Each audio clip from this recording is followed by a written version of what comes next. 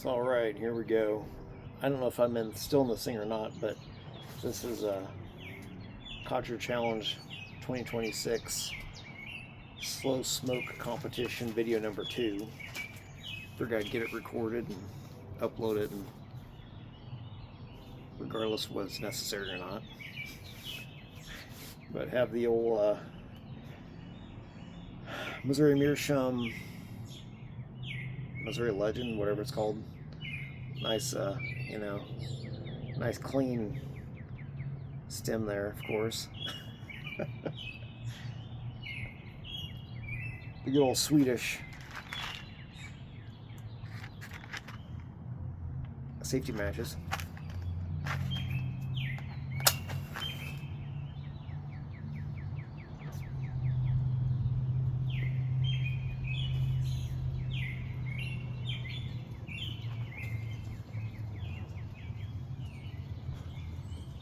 For a second there, I thought I lost the match. Had been a little breezy up here on the front porch, and the wind died down. And of course, it kicked up.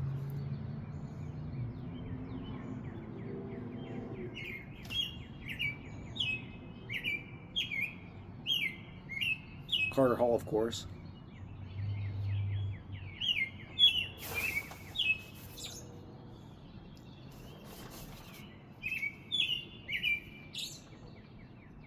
I almost feel bad that I didn't pick Granger, because that's what I used for the last slow smoke competition. And I like Granger. I have to say,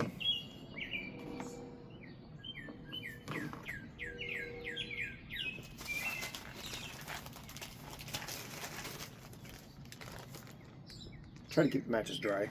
Have some silica gel in there with them.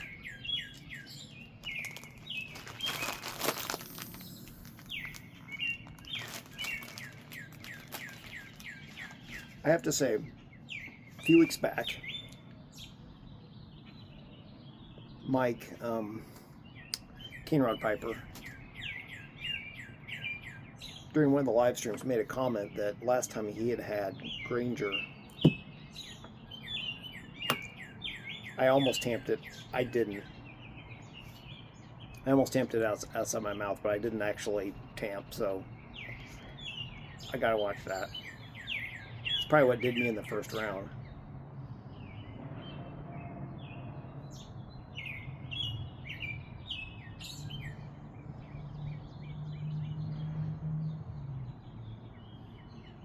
Anyway, Mike, maybe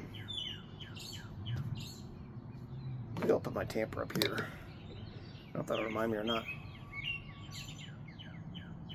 Mike had made a comment that the last time he had Granger, it gave him tongue bite. And I had a bowl of Granger last week when I was out walking around checking into our power outage situation. And I have to say, I was getting more of that tongue irritation. I get that a lot with a lot of blends, some more than others. I hadn't particularly noticed it with Granger, but that's not saying much considering how much I run into that.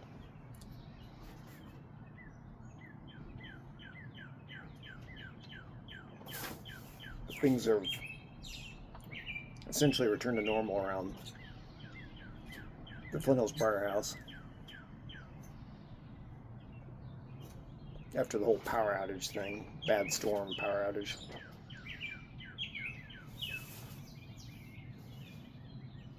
Got all the tree stuff cleaned up. As far as I know, the house is fine. Got the power back on, which it was on last week, but like when I recorded the first video. But got our new refrigerator.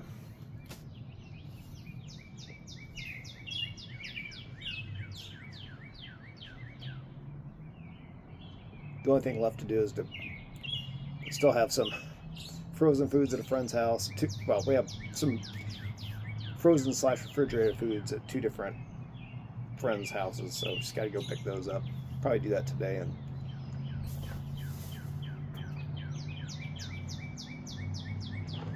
be done.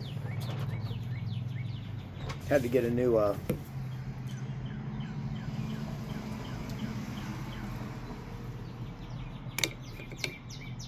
little phone tripod clamp thing, mount, whatever you call that. Got another Manfrotto one. They're good quality. Still haven't found my first one I had. Hopefully it's not gone, but whatever. If it is, it is. I may have this now, so.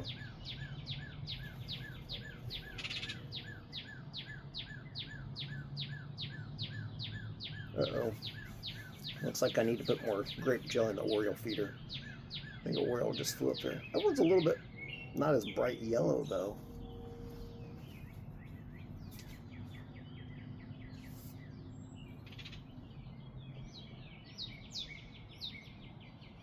It's almost kind of brownish. I thought Baltimore Orioles are always that very yellow or orange and black, but anyway.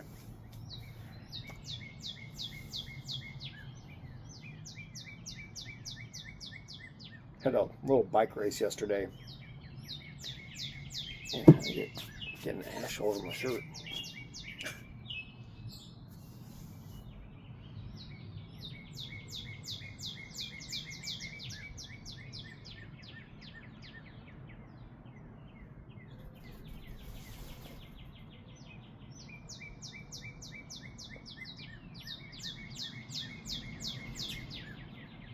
Yeah, I guess it would be kind of considered like the local gravel bike race. It's not in town here, or in and out of town.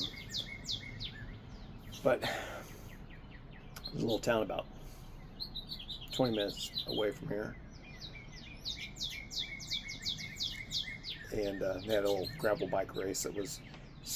They had like a 30-mile one, a 50-mile one. The 50-mile one, the course was supposed to be about like 58 miles long. But because it rained about an inch and a third or so the night before, they shortened the course to avoid muddy roads. Which I'm glad, because there's no such thing as riding through a muddy road on a bicycle. There is such thing as getting your bike so clogged with mud that, it becomes inoperable. So there's none of that. I have to say, though, there were a lot of soft, sandy roads on the course. And I dislike soft, sandy roads quite a bit. As far as I'm concerned, the only thing worse than a soft, sandy road is a muddy road, but I survived. When you're riding on a soft, sandy road, it's almost like you can feel about a third of your kinetic energy, instead of rolling you along the road, sinking, getting just sapped by that sand. It's like you can just feel your energy sinking into the sand. Because I guess in a very real way, instead of rolling over the top of a harder surface, you're actually expending energy to basically move sand underneath your wheels. And I'd rather use my pedal power to roll me forward and not move sand around under me.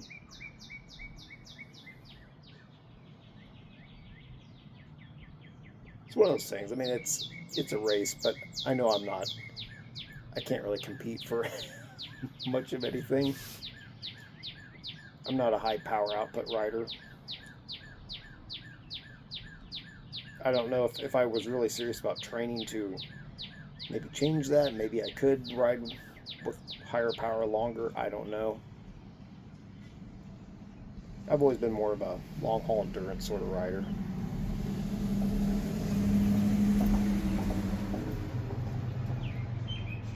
But anyway, apparently my time, I was pretty much right in the middle of the pack. Both overall and also in like the category, just like the men's open category or whatever. So I was pretty much right in the middle, so I'm happy with that. About half the riders are faster than me, half the riders are slower than me.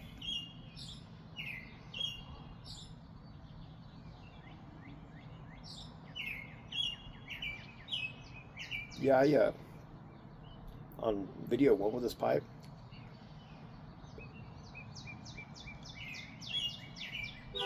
Yeah, I kind of, that little shank insert thingy there, it's pretty much gone. Pretty much got burned up.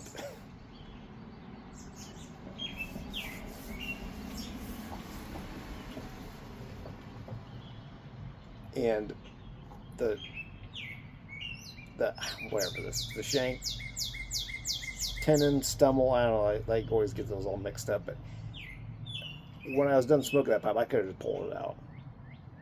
It softened the glue up. I thought I was going to have to re-glue it. All I did is stuck it in there, and once it cooled, it was fine. But I do think it burned on the inside there around that shank there.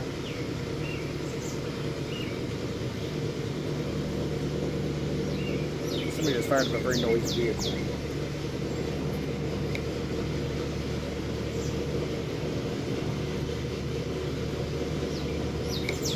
Or a noisy something.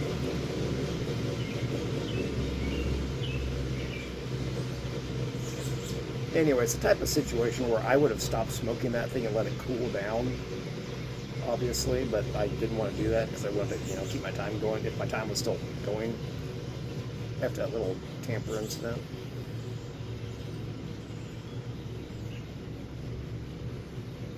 My mind was full of a lot of stuff, so I'm not surprised that I kind of goofed that up.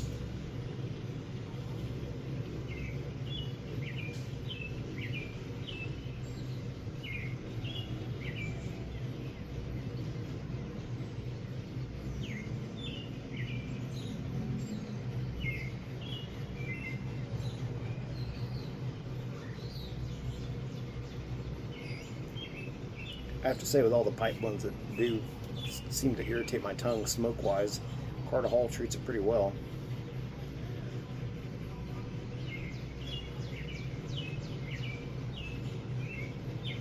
I want to say Prince Albert treats me about the same.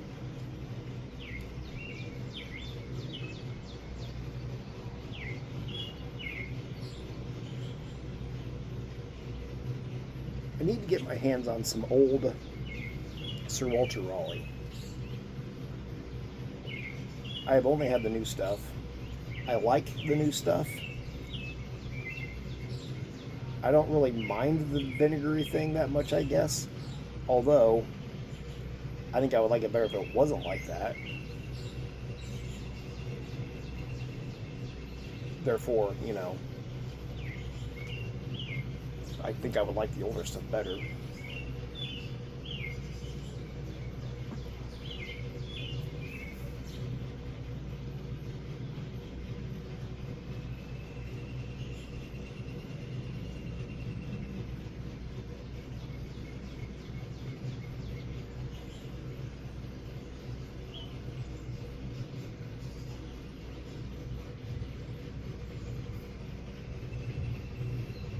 Of course, we're now in the summer season, and when I come sit out either in the old back garden or here on the porch, and it's hot, I have to be more careful with the blend I pick, because some blends just do not go well with hot weather.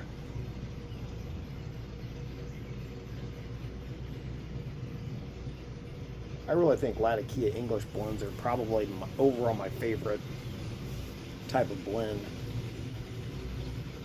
but I don't really find them all that pleasant when it's hot outside.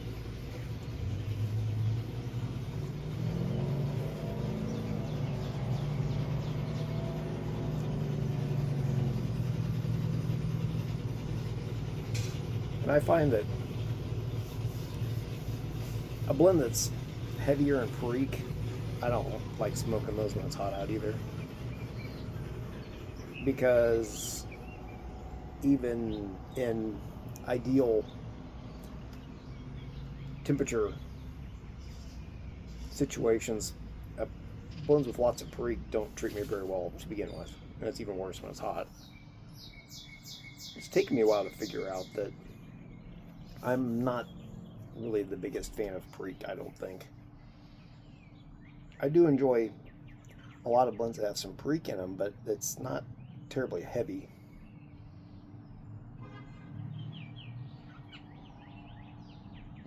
I don't know if it's, I think I'm pretty nicotine sensitive, and like that's part of it. But I sometimes think it's also kind of a flavor thing, or maybe I associate the flavor with that nicotine overload sometimes. I don't know. But I really enjoy some blends that just, I kind of call them Perique done right. They're like the right level. Elizabethan blend from Peterson is a good vapor that's not, it has Perique in it, but not too much.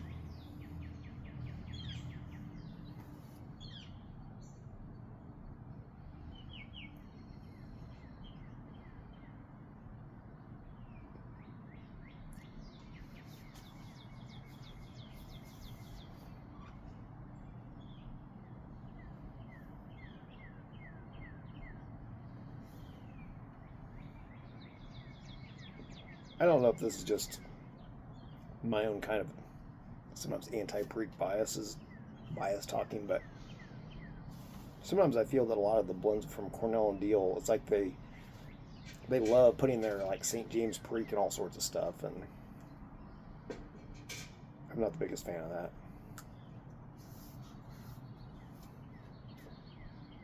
I've noticed one blend, like when I'm looking for a like non-codger blend that's just kind of a middle of the road sort of, what I would call kind of a middle of the road sort of blend.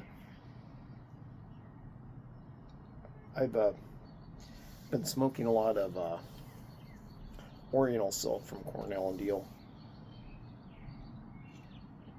And I've looked at it multiple times exactly what that's classified as, the type of blend.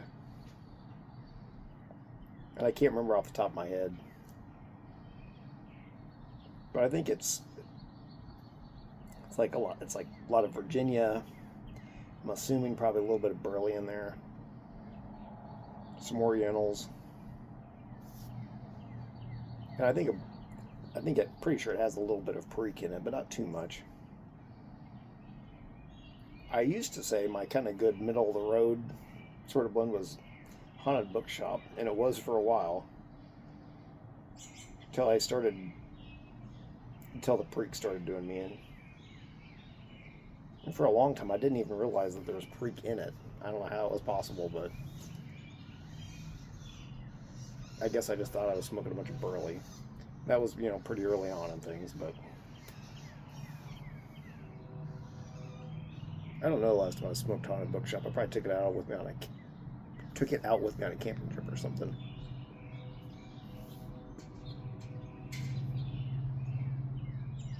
It's kind of like I'd kind of put Haunted Bookshop there with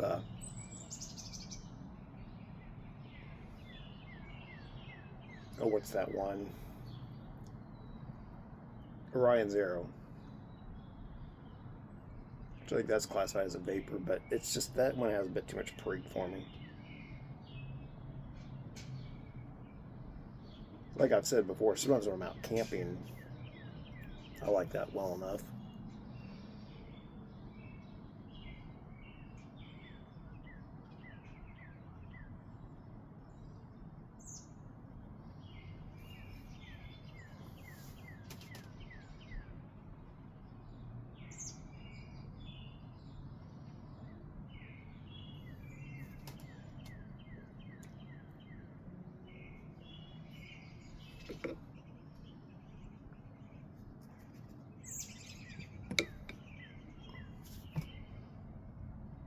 I don't know, we're less than half a month away from the old 250-year 4th of July celebration.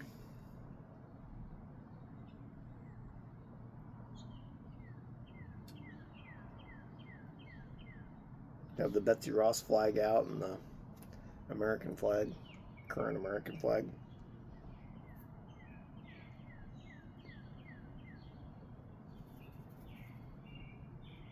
was reading a little bit of Thomas Paine earlier this morning. Common Sense.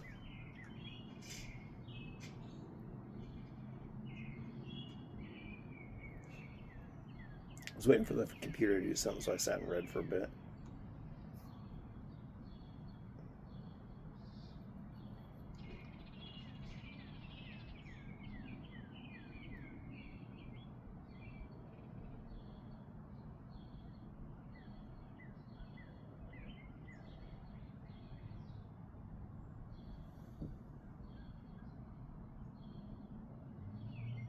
Yeah, I don't really know what's in store for our country going forward.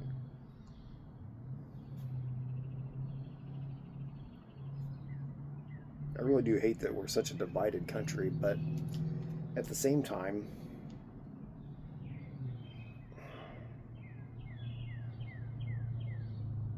I don't know. In my opinion, some people just have some very wrong-headed ideas about a lot of stuff, which cannot be.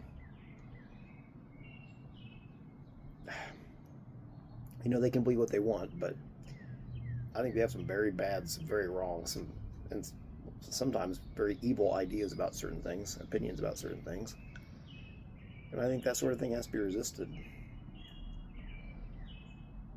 And that very action, that having to resist evil brings about division.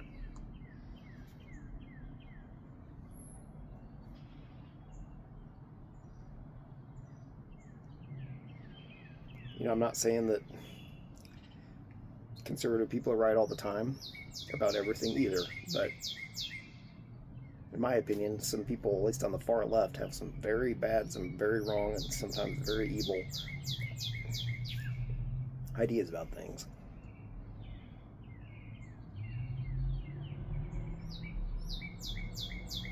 It'd be nice if they were more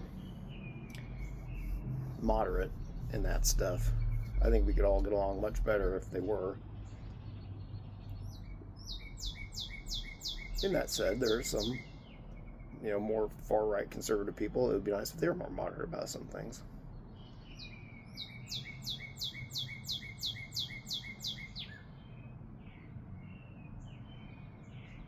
That, and on the kind of conservative side of things, it sounds like there's kind of a rise in some of the bad side of that happening currently.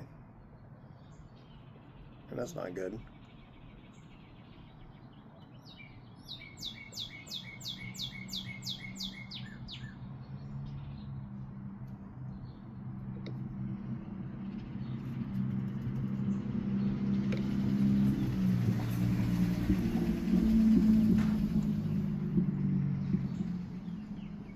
I do feel like in our country we have had a good thing going for us for a long time. In the country that our forefathers forged.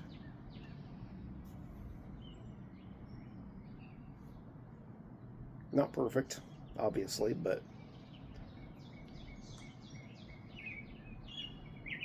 I think we've been doing a lot better than a lot of others had.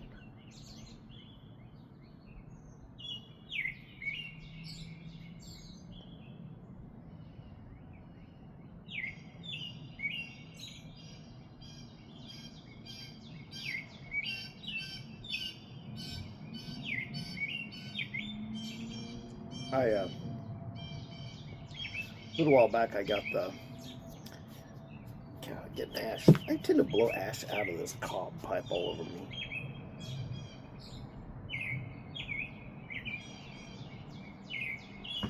But a while back, it's like a 6-volume set, I think, about Thomas Jefferson. I think the author was Dumas Malone. It looks like Dumas Malone.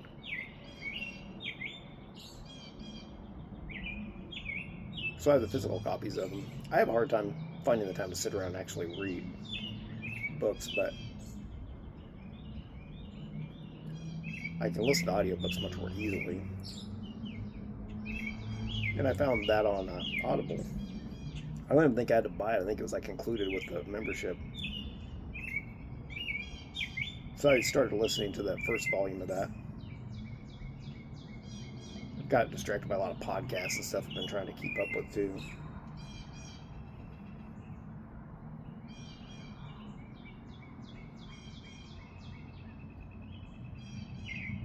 I find Thomas Jefferson a very interesting guy.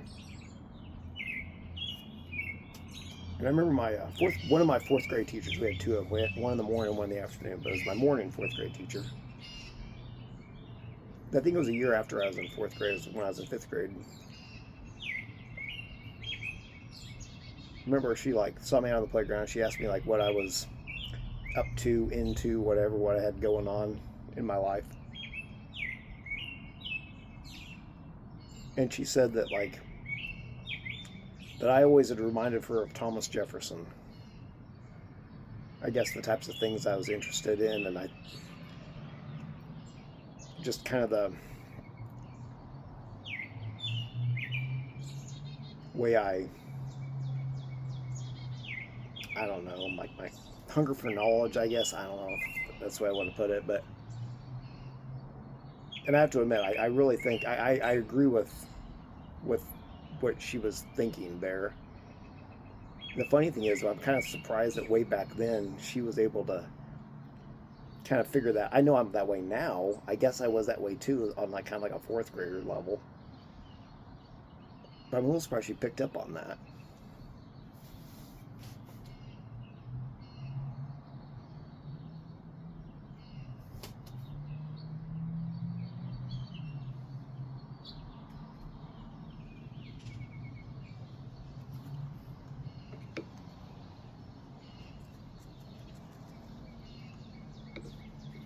But yeah, I find it interesting that Thomas Jefferson and John Adams, they died on the same day, which just so happened to be 4th of July, 50 years after the signing of the Declaration of Independence. So in like 1826, is that right? I don't know. 50 years later.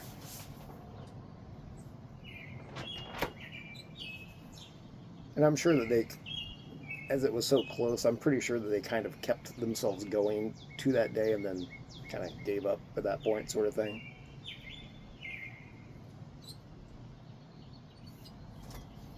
And I was interested, it was interesting when I learned not too long ago that a lot of the founding fathers weren't really all that old during the Revolution. And I think Thomas Jefferson was like 33 when he wrote the Declaration of Independence. And a lot of those guys are around that age, whatever, around that age. The notable exception being, there may have been others, but Benjamin Franklin was basically a generation older than they were. He was an older guy during that time.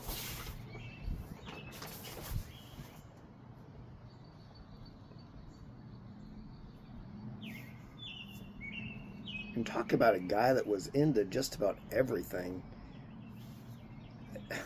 Benjamin Franklin, I mean, he was a publisher, a scientist, a statesman, kind of a everything. And I want to say he made soap. I think his dad was a soap maker. And I sort of thought maybe he was doing that for a while too.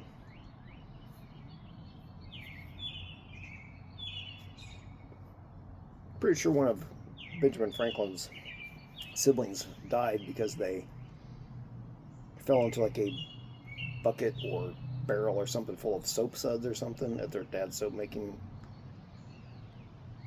factory, whatever, and drowned.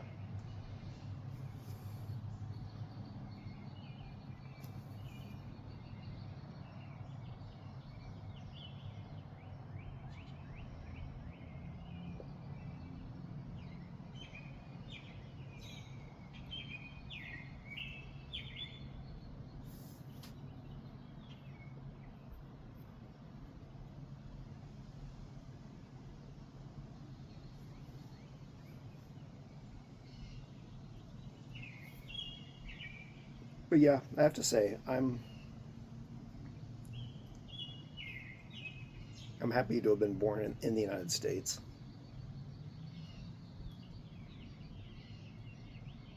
I think we have kind of a cool thing going on here.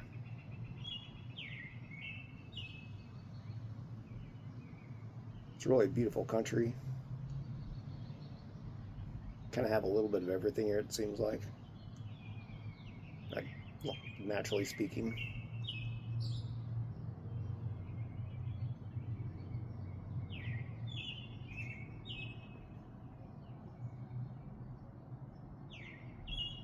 We've had a pretty decent form of government.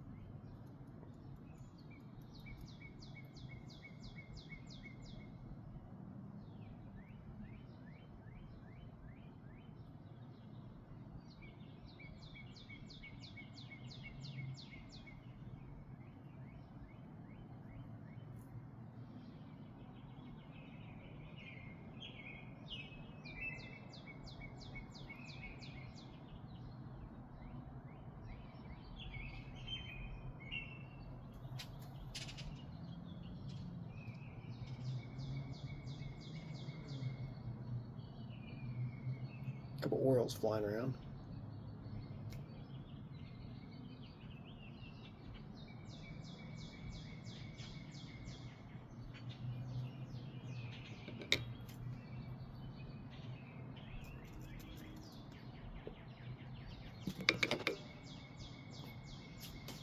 Well, yeah, shooting. America's where tobacco came from.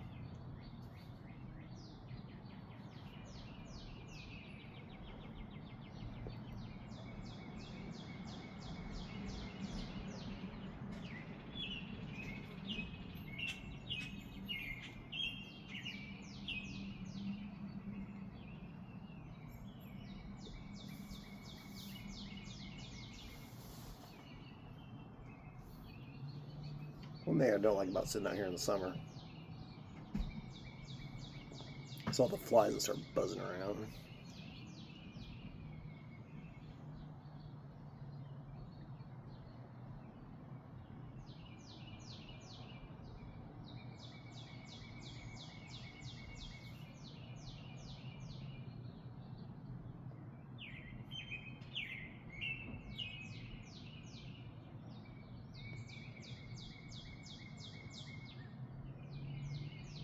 Tour de France starts here in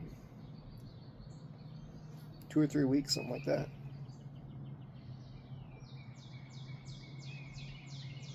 And there's a guy, a racer, Tadej Pogacar. He's a Slovenian bike racer.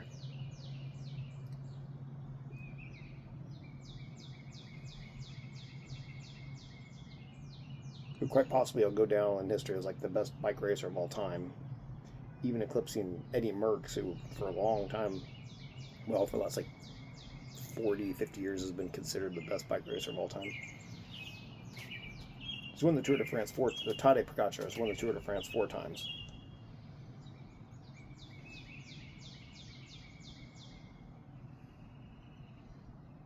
So if he wins it again, he gets his 5th win. He'll join a group of riders. There's like 4 or 5 other guys that have won it 5 times, not including Lance Armstrong.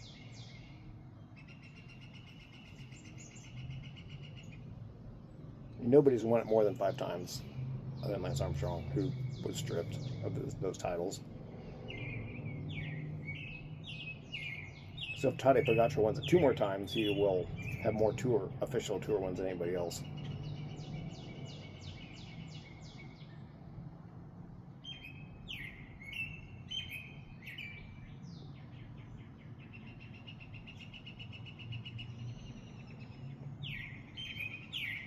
Getting smoke, it's getting wood smoky.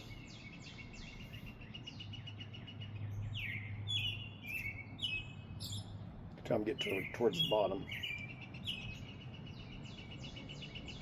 Yeah, I think these shanks are made out of birch. I think I heard that somewhere.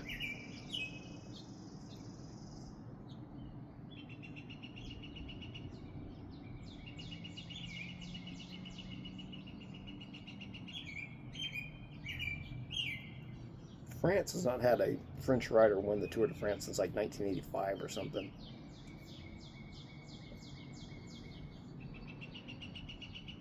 So it's been like 40 years. Bernardino was the last French rider that won it. He's one of those guys that's won it 5 times.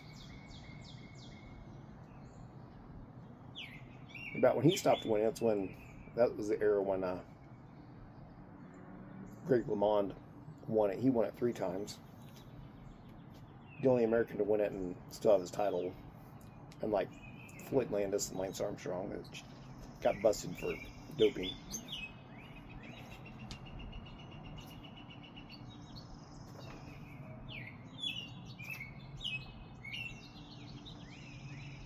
Greg LeMond and Bernardino were on the same team for a while.